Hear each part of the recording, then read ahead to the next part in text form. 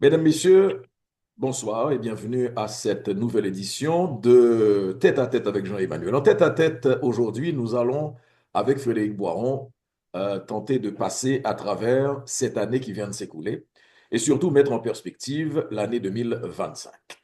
Frédéric Boiron, bonjour. Bonjour Pierre-Emmanuel, merci encore pour cette autre invitation. Et puis, je suis à ta disposition. Let's go. On commence d'abord par se souhaiter une année meilleure que 2024 et comme j'aime le dire, que cette nouvelle année soit porteuse de nouvelles histoires, de nouvelles belles histoires, pas seulement dans nos vies, Frédéric, mais aussi dans la vie de tous ces peuples qui vivent des moments extrêmement difficiles. Tout à fait, tout à fait. On va commencer cette année, on fera un peu comme l'a fait le Time, avec l'événement qui a retenu l'attention du monde, c'est l'élection de Donald Trump. Une nouvelle élection, un nouveau mandat pour Donald Trump. Il y avait la possibilité qu'il gagne, comme il y avait la possibilité qu'il perde ses élections. Il l'a finalement gagné. On avait jeté déjà un coup d'œil sur les perspectives à venir. Mais d'abord, Frédéric, 2025, avec l'arrivée de Donald Trump, risque de bouleverser pas mal la situation mondiale. Oui, en fait, je pense que c'est important de se rappeler à la première élection de Donald Trump, il y avait 63 millions d'Américains qui avaient voté pour lui. Évidemment, il y a des gens qui ont eu 18 ans depuis, qui sont devenus citoyens, qui ont voté, mais n'empêche que c'est 74, 75 millions de personnes qui ont voté pour Donald Trump, malgré le nombre d'accusations, de condamnations qu'il a eues. Les gens ont quand même décidé de voter pour Donald Trump et Kamala Harris a obtenu 72 millions de voix.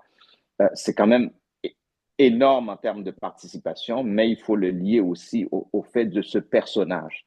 Un personnage qui redéfinit le pouvoir aux États-Unis, qui en fait vient confirmer qu'il y a la démocratie et la démocratie américaine. C'est deux choses différentes. Donc, moi qui travaille sur la démocratie, je ne peux pas parler des États-Unis comme un pays démocratique. Je peux parler d'une démocratie américaine. Et ça, c'est pas à cause de Trump. Ça a toujours été comme ça. Donc, c'est un pays aussi qui essaie d'imposer cette démocratie américaine ailleurs dans le monde. Et puisqu'on en parle, justement, je veux quand même souligner à la fin de cette année 2024, il y a eu le décès de Jimmy Carter. Et on a eu beaucoup d'éloges pour Jimmy Carter, particulièrement pour ce qui nous concerne, ses rapports avec les Afro-Américains, des rapports extrêmement positifs qu'il a eu avec les Afro-Américains. On dit même qu'il a eu une deuxième famille afro-américaine qu'il a élevée, et c'est parfait. Son entreprise, l'entreprise familiale, embauchait beaucoup d'Afro-Américains, et c'est tout ça. Mais Jimmy Carter et le Carter Center on l'a toujours présenté comme étant quelqu'un qui était il avait une organisation qui était dans l'observation des élections, hein, comme à l'international. Mais ce que les Américains ne voudront jamais nous dire, c'est pour aller implanter cette démocratie américaine. Il est reconnu aussi comme étant celui qui choisissait au nom de son pays des gagnants des élections. Et ça s'est produit en Haïti avec l'élection de Jean-Bertrand Aristide, où Absolument. Carter a voulu imposer un gagnant. Donc, oui, on peut faire tous les éloges qu'on veut. Évidemment, c'est l'ensemble de l'œuvre qu'on peut regarder, mais quand même, il y a des tâches énormes sur le parcours de Jimmy Carter qu'il ne faut pas ignorer. Donc, Absolument. je pense que c'est important d'en parler. Et j'aimerais, dans, dans ce rappel, Frédéric, en 1990, le jour des élections en Haïti, le 16 décembre, dans l'après-midi du 16 décembre, moi à ce moment-là, journaliste, jeune journaliste, j'étais à la famille C'est la vie, qui était la base de Jean-Bertrand Aristide à la rue Camille Léon. Quand la délégation américaine est arrivée, il y avait plusieurs personnalités là-dedans, dont des représentants du Black Caucus, et ils sont venus effectivement annoncer à Jean-Bertrand Aristide qu'il avait perdu les élections, qu'il fallait qu'il fasse une déclaration pour que ses partisans puissent rentrer parce que la mobilisation était complète. Et le lendemain, la réponse qui avait été donnée à cette délégation, c'était qu'il y avait 1 million de personnes au Champ de Mars où Jean-Bertrand Aristide faisait ses premières déclarations, donnait sa première conférence de presse aussi, et son grand bain full. À ce moment-là, il y avait l'hôtel Holiday Inn, le Plaza au Champ de Mars, qui entre-temps a changé ou n'existe peut-être plus. Fondamentalement, c'est important effectivement de louanger parce que ce même Carter, c'est celui qui avait permis, sous Jean-Claude Duvalier, au mouvement démocratique, à la société civile, les droits de l'homme, etc., de connaître un souffle et de présenter au monde toute la laideur de la situation sous Duvalier, sous Jean-Claude Duvalier à ce moment-là. Ben, maintenant, Et regarde, voilà. Donc, vas-y, je t'écoute. oui, dans le même prisme des États-Unis et de l'arrivée de Donald Trump, prochainement de Donald Trump, regardons aussi des perspectives de bouleversement à travers le monde, comme les guerres actuelles. Je pense à l'Ukraine, comme je pense à ce qui est en train de se passer à Gaza, hein, la guerre israélo-palestinienne. Dans ces deux perspectives, il a fait des déclarations tout à fait trumpistes où il affirme qu'en 24 heures, il va trouver des solutions à des situations, à des guerres qui sont complexes, qui ne sont pas de nouvelles guerres. Il faut le rappeler, la guerre, par exemple, israélo-palestinienne, c'est une guerre qui a 100 ans à peu près. Et fondamentalement, comment tu vois d'abord la situation avec l'Ukraine? On a l'impression que même Vladimir Poutine croit que l'arrivée de Donald Trump va permettre une fin de cette guerre et surtout que la Russie finisse par imposer une solution. Oui. Euh, je rappelle que Donald Trump avait promis de construire un mur entre le Mexique et les États-Unis à sa première élection. Tout le monde fait des promesses. Tout le monde fait des promesses et les promesses sont là pour attiser les foules, pour gagner des élections, pour fidéliser des électeurs. Elles ne sont pas là pour nécessairement être réalisées. Mettre fin à une guerre en 24 heures, une guerre qui va avoir maintenant 3 ans en février. Donc, c'est de l'utopie. Bon. Alors, même si on met fin à une guerre en 24 heures, le temps de ramasser de l'artillerie pour de rentrer chez soi et la guerre Ukraine-Russie a pris une autre dimension en 2024 dans la mesure où cette guerre-là ne se passe plus uniquement sur le territoire de l'Ukraine, ça se passe maintenant sur le territoire russe. Donc, la donne vient de changer. Il y a aussi des soldats nord-coréens qui sont rentrés dans la bataille. Évidemment, du côté de l'Ukraine, ils reçoivent le support technique de professionnels de l'OTAN, de l'Occident, de tout ce qu'on veut, etc. Donc, c'est une guerre qui est majeure. En fait, je ne sais pas ce qu'on attend pour déclarer que c'est une guerre mondiale, parce qu'il y a tellement d'acteurs là-dedans que je pense qu'on y est. Donc, et maintenant, mettre un terme à ça en 24 heures et signer des conventions en 24 heures, arrêter des combats en 24 heures, c'est peut-être possible, mais signer des conventions, pardon, pour établir les territoires, qui gagne quoi, qui perd quoi, ça ne se fait pas en 24 heures. Ouais. Fondamentalement, je crois que il est possible aussi d'arrêter euh, les batailles. OK?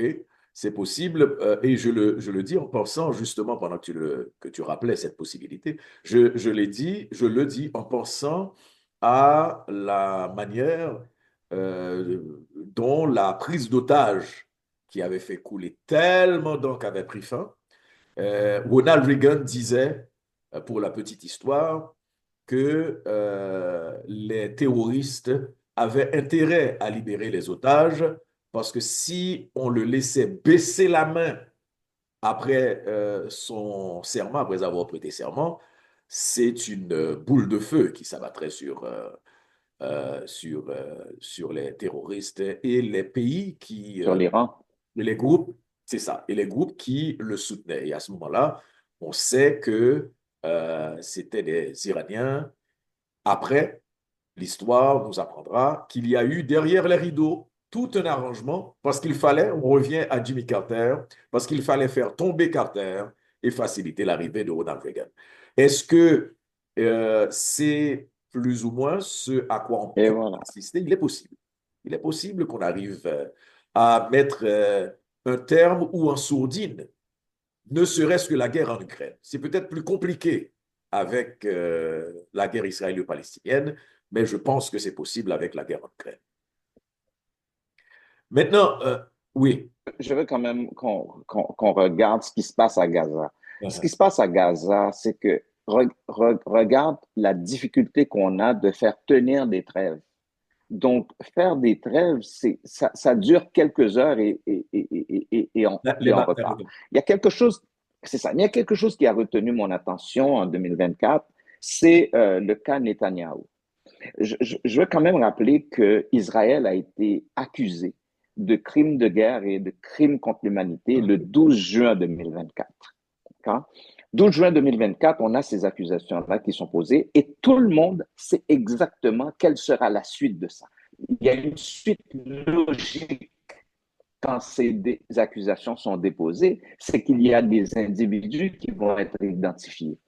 Or, le 23 juillet, alors je dis que les accusations sont déposées le 12 juin, le 23 juillet, Benjamin Netanyahou est reçu au Congrès américain en héros, un super héros. Et il va avoir carte blanche devant ce Congrès où il va se prononcer, il va faire des discours enflammés. Et à peine quelques élus américains avaient décidé de ne pas se présenter. Donc, il y avait, par le fait même que ces élus soient là, il y avait un appui inconditionnel à Netanyahou.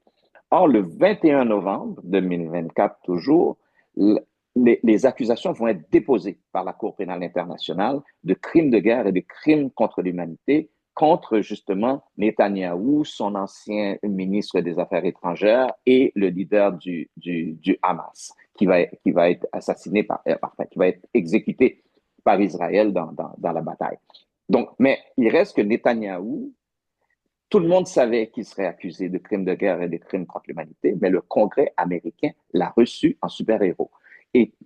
Et le Congrès, le président Biden, à la fin de l'année, le jour même d'ailleurs, le 21 novembre, va dire que nous, il va rappeler qu'on ne reconnaît pas l'autorité de la Cour pénale internationale. Donc, si jamais il faut exécuter, parce que la Cour pénale internationale n'a pas de police, elle ne peut pas se promener à travers le monde pour aller chercher les criminels. Donc, ce sont les pays membres qui doivent exécuter ce mandat. Le Canada a dit qu'il l'exécuterait. Ben, les États-Unis ont dit, nous n'exécuterons pas le mandat de la Cour pénale internationale. Il n'y a que deux pays qui n'exécutent pas ce mandat, c'est Israël et les États-Unis. Donc, la guerre d'Israël contre le Hamas, malgré ce qui est qualifié par tout le monde et qui est généralement reconnu comme étant un génocide, on ne dépose pas des accusations semblables s'il n'y a pas génocide, donc ça vient confirmer le génocide. Les Américains donnent encore une fois un appui inconditionnel à quelqu'un qui est accusé. Évidemment, il n'est pas coupable tant qu'il n'est pas jugé, mais les accusations sont très lourdes contre Netanyahou et on ne prend aucune mesure pour s'en éloigner. Au contraire, on l'appuie à 100%. Ah oui, Et ça, je pense que c'est encore cette démocratie américaine qui s'exécute. absolument. Et ça ne fera que se confirmer ou se renforcer cet appui à Benjamin Netanyahu, à Israël, avec l'arrivée de Donald Trump à la Maison-Blanche. J'aime rappeler aussi, hein, Frédéric, que euh, ce sont des comportements des autorités américaines qui se sont répétés au fil des années. On se rappellera, après la mort du journaliste saoudien, que Mohammed Ben Salman avait été mis au banc, dénoncé, présenté comme un assassin. Il y avait même un mandat contre Mohammed Ben Salman et ça n'a pas empêché que justement dans cette bataille entre les Américains et les Russes par Ukraine, par territoire ukrainien interposé, les Américains vont demander l'aide de Ben Salman, vont se courber parce qu'à un certain moment, on a invité celui qui était mis au banc des accusés à venir aux États-Unis, Mohamed Ben Salman, qui a demandé qu'on retire le mandat et on a retiré le mandat. L'exécutif américain est même intervenu dans la justice, hein, parce que la justice américaine avait engagé une procédure contre Mohamed Ben Salman. Et pire des humiliations, il a dit, mais non, je ne me déplace pas, malgré tout. Et c'est Joe Biden qui a fait le voyage. Évidemment, on a parlé qu'il ne serrait pas la main, etc.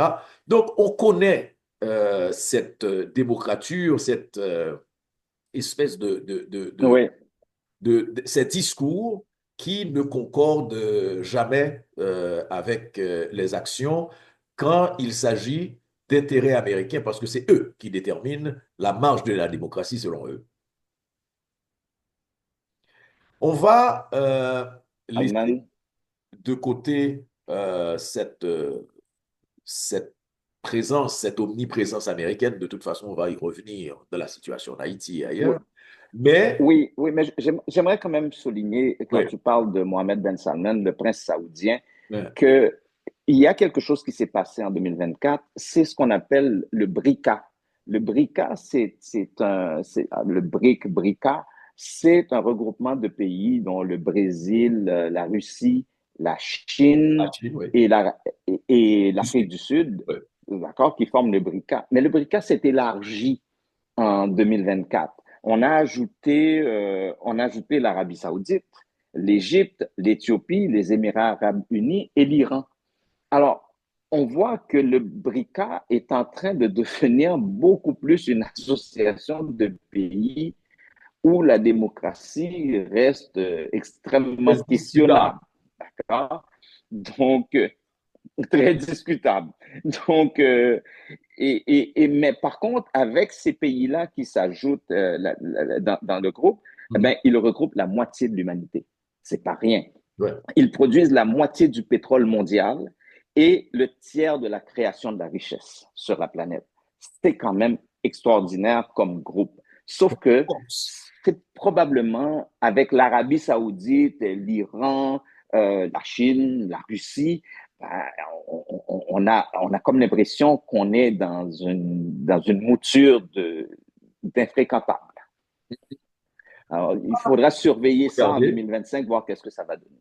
absolument. Et tu fais bien de le souligner parce qu'en même temps, il faut rappeler que en termes de richesse, tu sais, quand tu as la Chine, hein, entre autres, qui concrètement représente la puissance économique en ce moment, malgré les montagnes russes, pour faire un jeu de mots. La réalité est que il y a une force qui est en train d'être mise en place avec une perspective de monnaie, une perspective d'échange tout à fait indépendante de l'Empire américain. Et 2025, on va voir ce que ça donnera, comme tu l'as souligné. On va regarder la situation en France, hein, puisque la démocratie française aussi connaît ses péripéties. C'est pas nouveau qu'il y ait des périodes de bouleversement politique, qu'il y ait aussi ce type de gouvernement euh, pour gérer une crise dont on ne voit pas l'issue. OK? Évidemment, on va aller peut-être vers un fonctionnement difficile, sinon une chute prochaine du gouvernement qui est dirigé par Bayrou. Fondamentalement, Frédéric, c'est toujours dans ce type de gouvernement de coalition, si on veut, on débouche souvent sur une paralysie et c'est souvent de crise en crise jusqu'à ce qu'on finisse par passer une période politique difficile aboutir à des élections, mais on voit difficilement comment le gouvernement Bayrou va donner des résultats. Oui. Moi, j'étais en France pour les élections, le genre de situation où j'aime me retrouver, d'aller voir, d'être sur place, voir comment ça se passe, prendre le pouls de la population. Et évidemment, c'était évident, les élections n'avaient même pas commencé, on avait une bonne idée que le résultat donnerait une situation où la France serait ingouvernable. Donc, c'est pas seulement cette élection-là qui a provoqué ça. La France était déjà ingouvernable parce que euh, le, le, le gouvernement de Macron est en difficulté et parce qu'ils avaient perdu on voyait bien que la droite avait gagné les élections européennes, donc on voyait, il tentait un coup de poker pour voir s'il pouvait provoquer quelque chose et puis il a perdu tout ça. Ça donne que la France s'est retrouvée en 2024 à un premier ministre de battre le record d'Haïti. La France a eu 3 premiers ministres en 2024. Haïti en a eu 4. C'est quand même, On n'est pas ça loin. donne une idée. On n'est pas loin, ça donne une idée de l'instabilité politique Ouais. en Haïti, en France. Ça donne une idée de l'instabilité politique en France.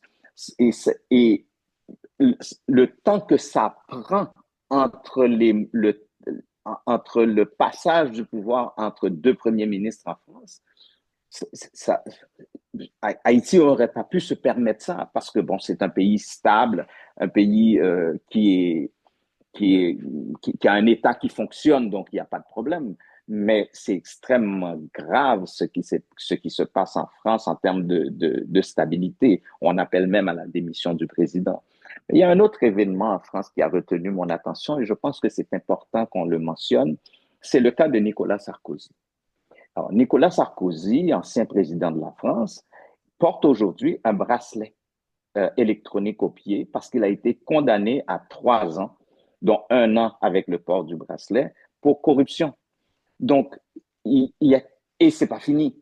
Le 6 janvier, donc c'est au moment où on se Mm. parle, toi et moi, Nicolas Sarkozy retourne devant les tribunaux pour cette fois-ci l'argent qu'il a accepté de Mohamed Kadhafi, C'est qui ça. lui aurait transmis 50 millions de dollars pour sa première élection, alors qu'il était ministre de l'Intérieur en France à ce moment-là. Donc, il y a pas que dans les pays moins développés qu'il y a des voyous au pouvoir. On vient de parler de Donald Trump, on vient de parler de tout ça. Donc, il y a quelque chose de majeur avec Nicolas Sarkozy.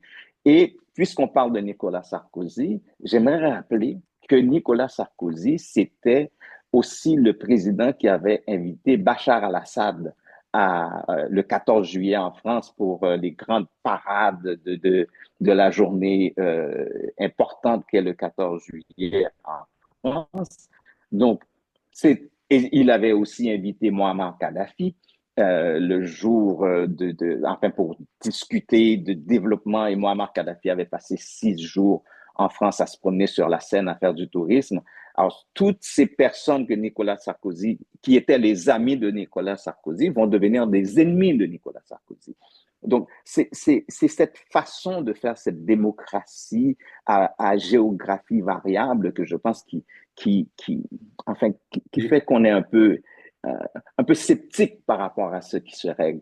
ouais, et puis je pourrais ajouter à ce que tu as dit toutes ces révélations au cours de ces années, puisque tu parles de Nicolas Sarkozy, et on peut remonter avant Nicolas Sarkozy, un homme de confiance de l'ancien président euh, qui a souligné à quel point lui, il trimballait les mallettes pour apporter de l'argent et c'était fascinant. On connaissait l'histoire, mais il a révélé dans ce livre, on reviendra là-dessus un autre jour, il a révélé dans Mm-hmm. ce livre à quel point Chirac lui donnait pour mission d'aller chercher de l'argent liquide des mallettes d'argent qu'ils transportaient donc des pays africains vers l'Élysée. On va laisser le continent européen, on va laisser le vieux continent pour se rendre justement, parce qu'on a fait ce clin d'œil par rapport à l'Afrique, pour se rendre justement en Afrique. L'Afrique qui va connaître aussi son lot de bouleversements, parce qu'il faut toujours rappeler qu'il y a de ces dinosaures qui sont au pouvoir depuis des dizaines d'années et qui ont la manie de renouveler les mandats, mais à n'en plus finir. Qu'est-ce qui a retenu ton attention par rapport au continent africain? Ben, d'abord, puisque tu parles de dinosaures, il y a Paul Biya. Euh, Exact. Paul Biya qui a 91 ans et qui est en réflexion, parce que bon, quand les gens sont en réflexion, généralement, c'est qu'ils vont décider de se présenter. Alors, Paul Biya est à la recherche d'un huitième mandat de 7 ans. Il a 91 ans. Donc, si on fait le calcul, quand même, on n'a pas besoin d'une grande calculette pour faire ça. Paul Biya aurait 98 ans à la fin du prochain mandat.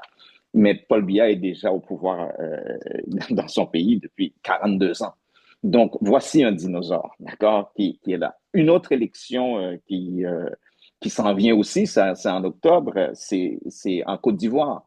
Il y a Alassane Ouattara qui est en réflexion, Ouais. mais il y a quelqu'un qui a sa période de réflexion s'est terminée, c'est Simone Gbagbo, Oui. la femme Et Laurent, de Laurent Gbagbo, absolument. et Laurent Gbagbo est en réflexion. Donc, on peut imaginer ce qui va se passer en Côte d'Ivoire par rapport à ces élections-là. C'est que, je rappelle que Gbagbo était devant le tribunal pénal international Il avait fait pour prison. il avait fait de la prison, il a été acquitté, sa femme aussi. Donc, et c'est Ouattara qui avait remplacé, parce qu'il avait gagné des élections. Bon, tous les crimes s'étaient produits autour de ces élections-là. C'est pourquoi Ouattara que Gbagbo et sa femme avaient été emprisonnés. Donc maintenant, ils sont revenus au pays. Ils veulent se présenter contre Ouattara, mais c'est pas le couple qui se présente contre Ouattara, mais deux adversaires, Simone et Laurent. Donc, ça va être quelque chose à surveiller. Mais Il y a quelque chose d'intéressant qui s'est passé. c'est Euh, en... vraiment intéressant parce que le couple Gbagbo, parce que c'est encore un couple, se présente de manière séparée lors, Voilà. euh, lors de ces élections. Et Voilà. Il y a une élection qui a retenu mon attention, c'est celle de Bassirou Diomaye Faye au Sénégal. Il est jeune, il est dynamique et il a une autre vision pour son pays comparativement à Macky Sall. Et donc, on espère que ce sera rafraîchissant, mais il y a une promesse qu'il a faite qui a retenu ma plus haute attention. C'est qu'il dit qu'il veut que la France débarrasse le territoire. Il y a comment on appelle ça, là, les installations militaires françaises au Sénégal et il a demandé à ce que les Français quittent les lieux. Et s'il arrive à faire ça, le Mali l'a fait en 2022, on sait que le Mali a vraiment botté la France, le Niger, la Côte d'Ivoire, tous ces pays-là se sont débarrassés des bases militaires françaises. Il resterait sur le continent africain, si le Sénégal se débarrasse des bases militaires françaises, il ne resterait que deux présences françaises en Afrique. Ce serait au Gabon et à Djibouti. Et ce ne sont pas les bases les plus importantes. On parle de quelques centaines de soldats français. Donc, ce serait la fin. En réalité, ce serait pratiquement la fin de la présence militaire française en Afrique. C'est majeur. C'est majeur pour l'Afrique de passer à ce niveau-là. Donc, mais en même temps, en il y a des Afrique, je chances tiens parce que quand même assez. il y a des chances parce que c'est dans l'air du temps. Oui, c'est dans l'air du C'est temps. comme si euh, si un gouvernement veut être bien vu, il faut absolument remettre en question la présence de la France sur son territoire. Et donc, il y Tout a des à fait. chances que le Sénégal aussi, avec arrive à atteindre cette nouvelle perspective également. Oui, tu allais dire. Oui, je veux quand même souligner qu'il y a trois pays, le Burkina Faso, le Mali et le Niger, qui sont quand même dirigés par des putschistes, qui ont promis des élections, mais qu'on ne voit pas à l'horizon aucun signal que d'éventuelles élections auraient lieu dans ces pays-là, pour le moment.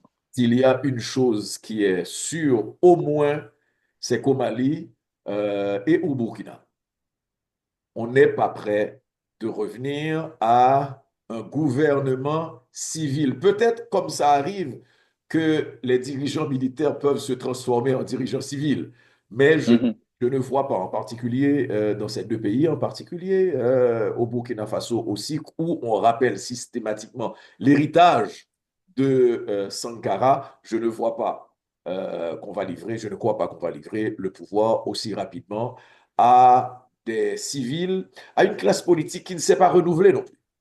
OK? Tout à fait. C'est Donc, vrai. c'est ça aussi qu'il faut souligner. Et parlons de classe politique qui ne s'est pas renouvelée. On en arrive à la situation en Haïti. Oui, Plus ça avance, plus ça recule. C'est le genre de Yanvalou, un petit pas à gauche, un petit pas à droite, mais ce qui est certain, c'est que ça n'avance pas.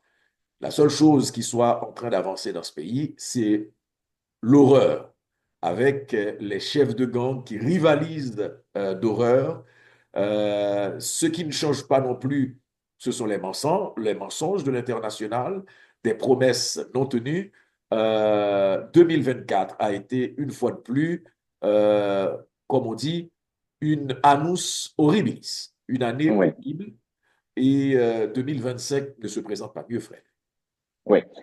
J'avais publié en 2023 des indicateurs que je disais qu'il fallait surveiller pour voir s'il y avait une évolution dans la situation en Haïti. En 2023, il y avait 600 000 déplacés, 600 000 personnes déplacées dans le pays. On est rendu en 2024 à 750 000. Il y avait le programme alimentaire mondial, le PAM, disait qu'il y avait 5,5 millions de personnes en insécurité alimentaire. On est rendu à 6 millions. En 2023, les gangs contrôlaient 80% du territoire de Port-au-Prince. Si vous suivez l'actualité, on parle maintenant de 85%. D'accord? En, pour une autre donnée qui est importante, il y a eu 5000 personnes assassinées en Haïti en 2024 pour une population estimée à 12 millions de personnes. Tiens-toi bien, au Canada, en 2023, pour une population d'environ 40 millions de personnes, il y a eu 778 personnes assassinées. C'est quand même gros. En Ukraine, un pays en guerre, il y a à peine 5000 personnes assassinées par année au cours des 3 dernières années qui viennent de s'écouler. Je parle de civils, d'accord? Je parle uniquement de civils en Ukraine. Donc, ça donne une idée de, du drame haïtien. Maintenant, autre chose. L'ONU dit que les gangs recrutent des fillettes et des garçons pour, comme pour les gangs les recrutent, d'accord?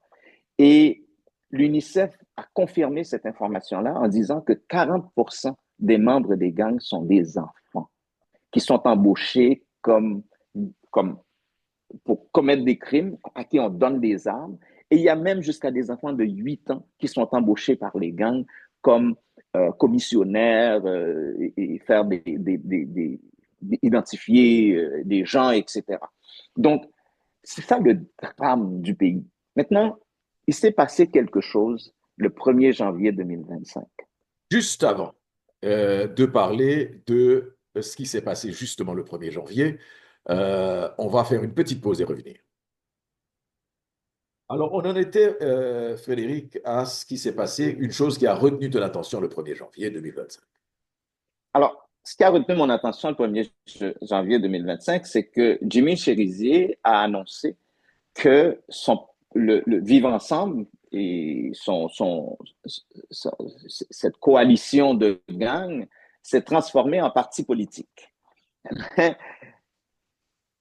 Pierre-Emmanuel, tu te rappelles sûrement qu'en novembre 2022, j'étais devant une commission du Parlement canadien où j'avais dit que ce qui se passe en Haïti est une guerre civile et que la volonté des gangs, c'était de renverser le gouvernement. À l'époque, c'était le gouvernement de Ariel Henry. Et j'ai maintenu qu'ils voulaient absolument prendre le pouvoir. Et j'ai publié une vidéo où je fais cette démonstration-là dans les discours qui sont tenus par les gangs qui voulaient prendre le pouvoir. Maintenant, par le fait même qu'ils décident aujourd'hui de se constituer en parti politique, bon, on remarque que c'est un peu farfelu parce qu'il faut maintenant se présenter devant je sais quelle juridiction du pays, dont le conseil électoral, pour s'inscrire comme parti politique.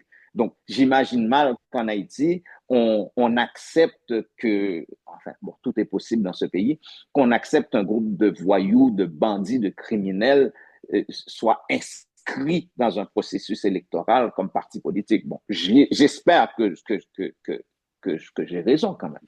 D'accord? Mais n'empêche que ça vient confirmer que les, cette proposition, cette volonté de s'inscrire comme parti politique nous positionne maintenant avec des gens qui veulent prendre le pouvoir.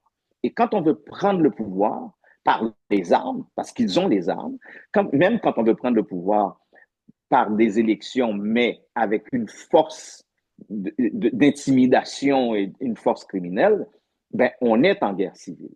On est aussi en guerre civile quand, comme je le disais tantôt, comme nous le disions tantôt, on a en Haïti des enfants qui participent au conflit. Donc, on a des enfants soldats en Haïti.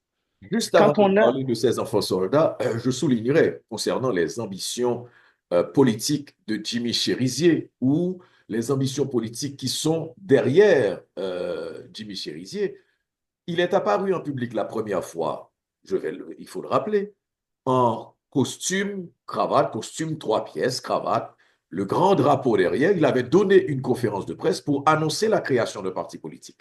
Déjà, à ce moment-là, il y avait tout un scandale parce que son parti avait été enregistré au ministère de l'Intérieur, alors qu'il y avait tous ces rapports concernant Jimmy Chérizier, de son nom, de son sinistre nom barbecue, qui circulait, qui avait déjà cette tuerie à Cité-Soleil et dans les bas quartiers de Port-au-Prince, et Jimmy Chérizier s'était présenté. Et c'est quelques mois après, justement, qu'on va avoir cette coalition derrière ce qu'il était en train, entre guillemets, de mettre en place comme structure politique, qu'on allait avoir cette organisation familiale, comme il le présentait, les gangs en famille, OK, moyen une, moyen toute, et qu'on allait entendre à ce moment-là la représentante du secrétaire général de l'ONU vanter les mérites de Jimmy Serizier par le fait que la violence s'était calmée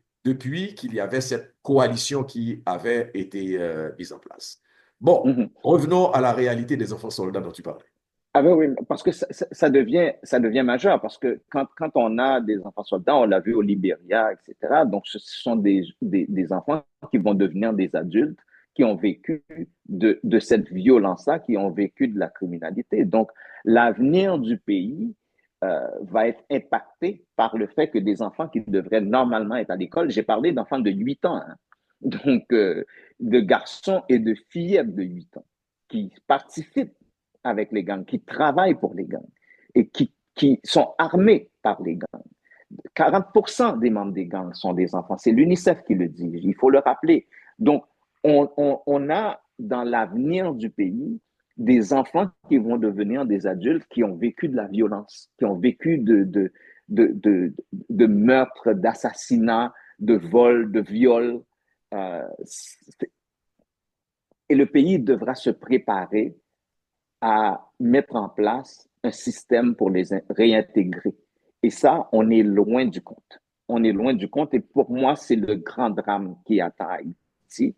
Et pourquoi j'insistais pour dire que c'était une guerre civile, c'est parce que non seulement il y a d'abord, je rappelle que je disais tantôt qu'il y a autant, sinon plus d'assassinats de civils en Haïti qu'il y en a en Ukraine, qui est un pays en guerre. Il y a seulement Gaza qui arrive à dépasser ce qui se passe en Haïti. Même la guerre au Soudan parce qu'une guerre terrible au Soudan ne donne pas des résultats aussi catastrophiques que une guerre civile au Soudan, qui ne donne pas des résultats aussi catastrophiques que ce qu'on voit en Haïti. Donc, on ne peut pas prendre ça à la légère. Et pour moi, de mettre l'emphase sur une guerre civile, c'est de dire qu'il n'y a pas seulement des crimes contre l'humanité, mais aussi des crimes de guerre. Et des gens comme Barbecue, chef de gang, ce sont des personnes qui devraient normalement se retrouver avec des accusations semblables. Et je rappelle que quand Netanyahou est accusé de crimes de guerre, à ma connaissance, il n'a tiré personne. Il n'a assassiné personne, mais il est imputable de ce qui se passe. Alors, quand on a des gens comme Barbecue qui envoient des enfants assassiner des personnes innocentes pour les voler ou les violer, ben, on ne peut pas laisser passer ce genre de choses. Il faut l'inscrire pour que les gens soient punis en conséquence. C'est pour ça que moi, je mène enfin, que je tiens ce discours depuis 2022 pour dire qu'il faut reconnaître les choses pour ce qu'elles sont. Maintenant, regardons la perspective politique, vers quoi 2025 tend. Moi, je crois que pour ce qu'on a vu jusqu'à présent, c'est-à-dire des dirigeants, entre guillemets, qui n'arrivent toujours à rien, qui n'arrivent pas à diriger quoi que ce soit, un CTP qui est en conseil de transition présidentielle, qui connaît un conflit interne, qui connaît une implosion. Il y a belle lurette avec des scandales à tour de bras et des scandales qui ne concernent pas seulement les trois conseillers. Ce sont des scandales qui sont révélés au jour le jour concernant l'argent qui est dépensé, enfin l'argent qui est gaspillé. Euh, c'est quoi la perspective pour 2025, Frédéric? Ben, d'abord, j'avais dit au téléjournal à Céline Galipo que la probabilité que le CPT fonctionne était quasiment nulle. D'accord? Et on y est là. On y est. Vous avez un CPT, un conseil présidentiel de transition de 7 membres avec 2 observateurs. 3 des 7 membres sont accusés de corruption dans les premiers jours qu'ils sont rentrés au pouvoir. Fritz Jean, qui est le représentant de Montana, a été lâché par Montana. Donc, Montana n'est plus représenté.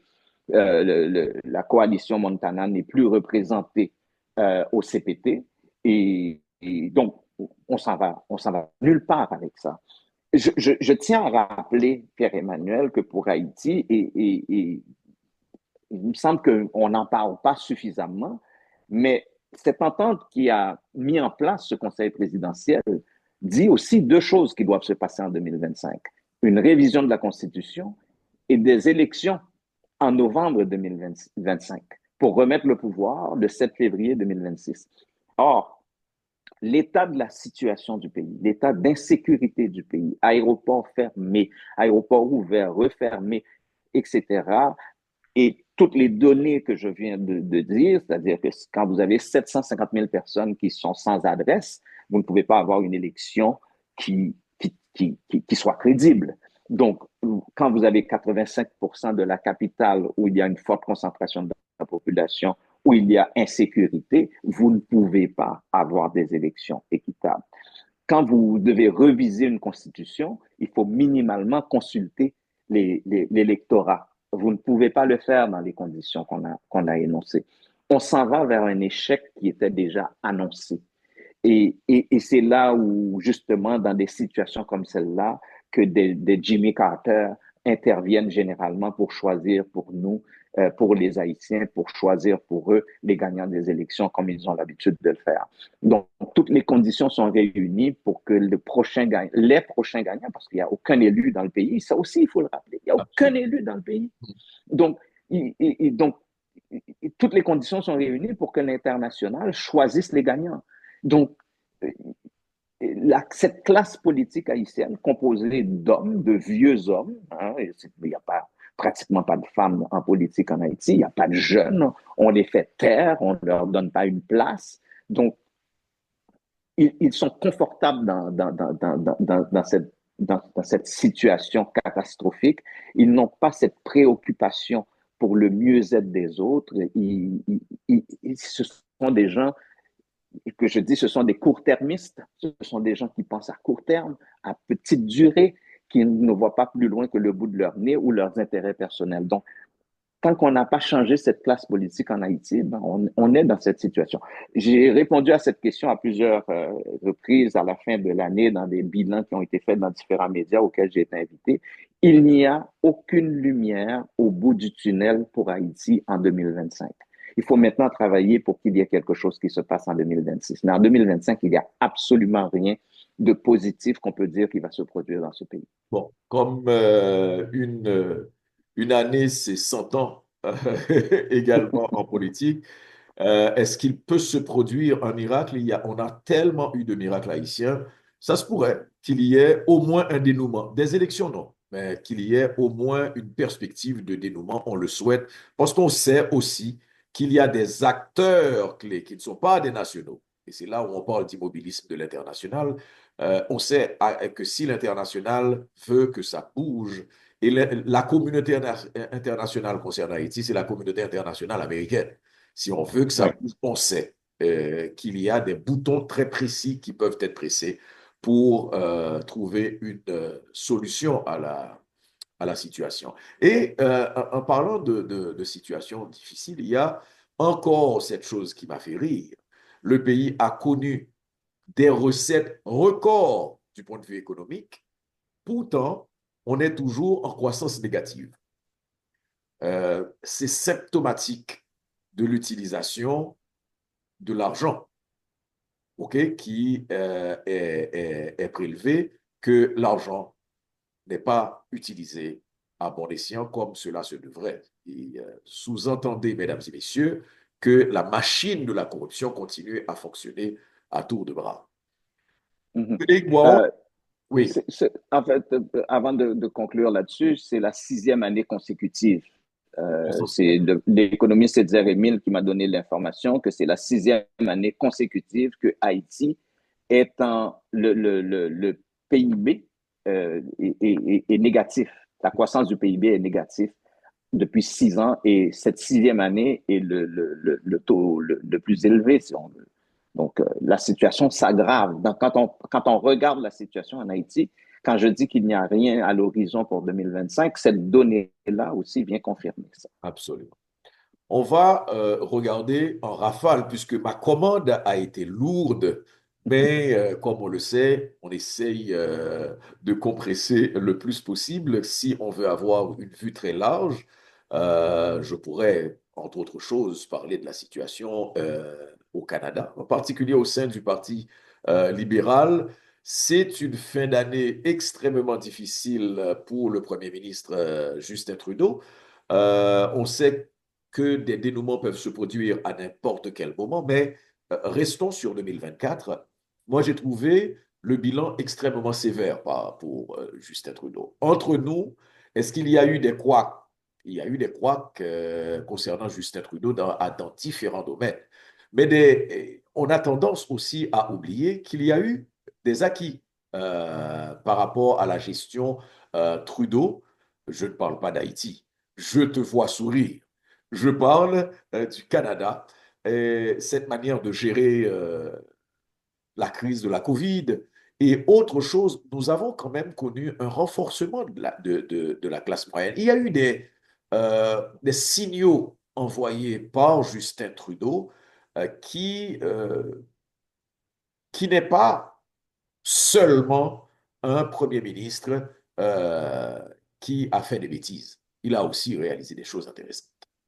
Moi, je laisse les gens, je ne suis pas porteur de bonnes nouvelles en général. Je viens critiquer ce qui ne va pas nécessairement ce qui va. Je reconnais qu'effectivement, gérer la pandémie, ça a été quelque chose de majeur pour ce gouvernement-là. Et je reconnais aussi qu'il y a eu d'énormes avancées pour les communautés visibles, particulièrement la communauté noire, c'est quand même, George Floyd, c'est aussi sous l'ère Trudeau et les communautés noires ont eu énormément de support de ce gouvernement-là. N'empêche que l'implosion et la décomposition totale qu'on voit maintenant, pas seulement du gouvernement Trudeau, mais aussi du Parti libéral, Et c'est aussi le fait que ce parti-là a été pris de court et le gouvernement a été pris de court par l'arrivée de Donald Trump, où malgré tous les préparatifs qu'il y avait en cours, ils ont paniqué. Et ce n'est pas seulement le gouvernement Trudeau qui a paniqué, c'est toute la classe politique canadienne qui a paniqué, incluant le premier ministre du Québec, le premier ministre de l'Ontario. Ils se sont mis à dire des affaires totalement insensées. Tout le monde a paniqué devant le potentiel qu'il y ait des tarifs de 25% sur les exportations canadiennes, alors que les Américains ont besoin des produits canadiens. Donc, c'est cette panique-là qui s'est généralisée dans la classe politique canadienne qui a coûté le poste à Justin Trudeau et qui va coûter aussi le pouvoir au Parti libéral du Canada. Je tiens quand même à dire que le gouvernement de Justin Trudeau, moi, je m'étais dit que dans les promesses qui avaient été faites par Justin Trudeau, c'était entre autres que plus jamais aucune personne issue des communautés autochtones n'ait pas accès à l'eau potable. Malheureusement, Justin Trudeau n'a pas été capable, pendant toutes ces années au pouvoir, de fournir de l'eau potable à toutes les familles autochtones au Canada. Je dis aussi que le gouvernement de Justin Trudeau s'est totalement ridiculisé dans le dossier d'Haïti. C'est un gouvernement à qui les Américains, Joe Biden et Anthony Blinken, avaient demandé de prendre le leadership sur Haïti. Ils avaient dit oui, qu'ils prenaient le leadership, mais franchement, ils se sont complètement abêtisés dans cette histoire.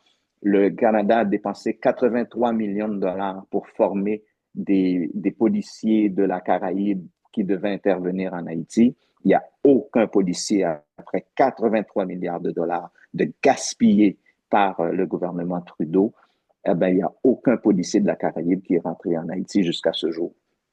Donc, le Canada a raté une occasion de se comporter en pays du G7 sous le gouvernement de Justin Trudeau. Malheureusement, nous allons voir les mêmes choses se reproduire avec un éventuel gouvernement de Pierre Poilievre. Mais en même temps, ce qui peut être souhaitable, c'est qu'avec la multiplication des partis politiques au Canada et au Québec aussi, la probabilité d'avoir des gouvernements majoritaires diminue. Donc, c'est ce qui a permis justement au NPD d'aller chercher des gains pour les Canadiens et les Québécois, dont l'assurance dentaire, des choses qui ont un impact particulièrement pour les gens les plus démunis. Donc, il y a des choses intéressantes qui ont été réalisées par le gouvernement Trudeau, mais il faut aussi souligner les grands échecs de ce gouvernement-là. En rafale, Frédéric, pour terminer. En rafale, je pense qu'il ne faut pas oublier que justement en Haïti, il y a une question d'impunité qui continue. Je rappelle que des gens comme Léon Charles, Martine Moïse, Claude Joseph ont été formellement inculpés pour l'assassinat de Jovenel Moïse, mais particulièrement Claude Joseph a un parti politique et il est candidat aux élections. Donc, on voit bien que l'impunité a atteint un paroxysme autour de ce bonhomme. Je pense qu'il faut se rappeler qu'en 2024, la saga Julian Assange s'est terminée. Il passait d'ambassade à prison depuis 2010, donc 14 ans plus tard, il a été libéré. C'est tout autour de l'affaire de Wikileaks qui s'est terminée ainsi sur la question de la liberté de la presse et tout. Je ne pourrais pas passer sous silence qu'au Québec, on a battu un record. C'est le nombre de féminicides dans une année. Au mois de novembre, il y avait 21 féminicides au Québec. C'est grave, c'est très grave. Et on était seulement en novembre. Donc, je n'ai pas comptabilisé les féminicides du mois de décembre. Moi, je pense qu'il y a un sérieux problème et c'est un problème d'hommes, un sérieux problème qui s'adresse à nous, les hommes. Donc, on a une responsabilité à prendre là-dessus. Il y a présentement, au moment où on se parle, il y a une sécheresse, une famine incroyable en Éthiopie, mais particulièrement effroyable en Somalie. Et il ne faut pas oublier ces choses-là parce que plus on ferme les yeux sur ces choses-là, plus elles s'aggravent et on ne les voit pas passer. Je voudrais souligner la position du gouverneur de l'Ohio, Mike Devine, qui est est un républicain qui s'est levé contre Donald Trump pour dénoncer ses propos sur les Haïtiens, par rapport à en fait, tout ce que vous savez là sur les animaux domestiques, etc. Mais il a été à l'encontre de Donald Trump. C'est un monsieur qui est un ancien missionnaire qui avait l'habitude d'aller en Haïti. Il a rappelé que les Haïtiens qui sont dans son État sont des gens qui ont des visas pour être là. Ils ne sont pas des illégaux, ils sont là. Et ça a donné aussi une chanson de Rachel avec John Legend, avec Michael Brun qui a mis tout ça en place. C'est pas un hasard, c'est parce que John Legend est né à Springfield, en Ohio.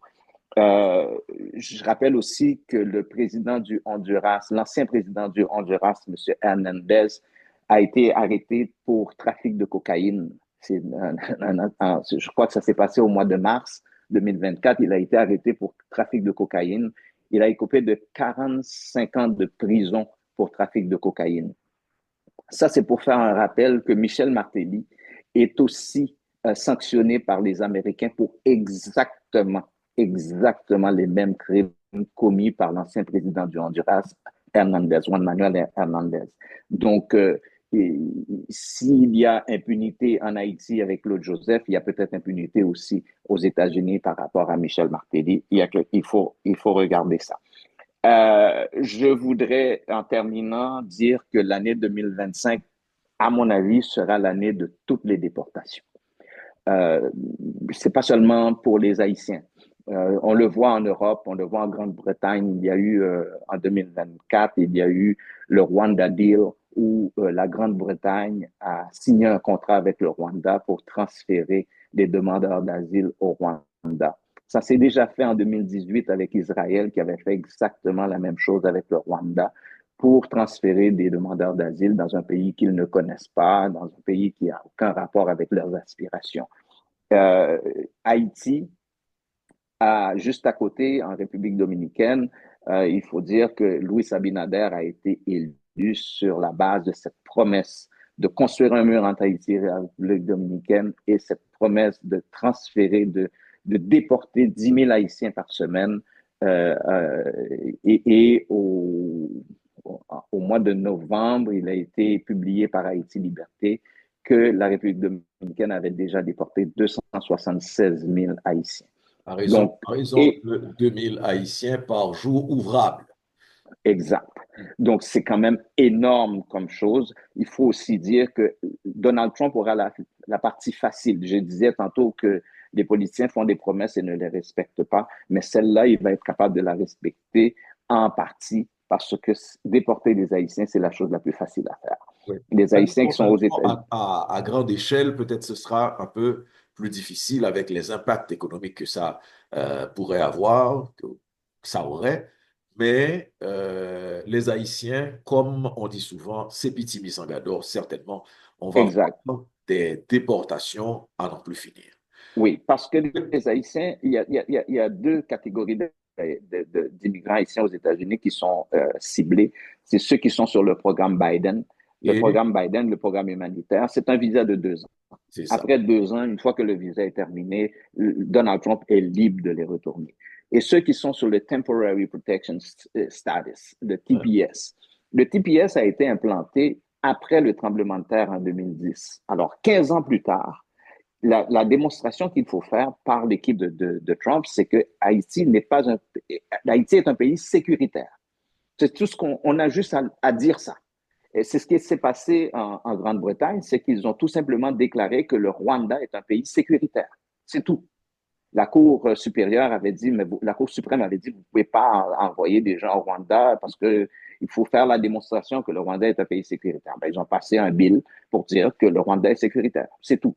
Alors, en Haïti, quand vous avez des balles de classe au Cap, des balles de New Look au CAI, etc., et que vous êtes en train de faire la démonstration que Port-au-Prince n'est pas sécuritaire, mais Haïti est sécuritaire. Mettez-vous dans la peau de ceux qui vont développer l'argumentaire pour Trump. On est en train de leur donner tous les arguments, justement, pour dire que Haïti est un pays sécuritaire, même si Port-au-Prince ne l'est pas. Il y a quand même un aéroport au Cap-Haïtien où les gens rentrent pour faire des vacances, publient des vidéos, etc. On fait cette démonstration-là et ce sera facile pour eux de le faire. D'autant plus que Haïti ne dispose pas d'un État qui soit capable de défendre les intérêts des Haïtiens. Donc, les premières personnes à être déportées, bien avant les Mexicains, ce serait probablement les Haïtiens. Oui, des Boiron, toujours difficile hein, d'arrêter le flot lors d'échanges avec toi. Évidemment, les gens te verront beaucoup plus souvent en 2025 sur notre chaîne pour continuer de commenter cette actualité du monde qui est toujours en mouvement. Merci Frédéric Boiron. Avec plaisir. Merci, mesdames et messieurs, d'avoir été là jusqu'à cette présente minute. Nous avons tenté de vous présenter le bilan de 2024, mais aussi des perspectives de 2025. On se retrouve très prochainement pour une autre émission tête à tête avec Jean-Emmanuel. Merci, Frédéric. Avec plaisir. À bientôt.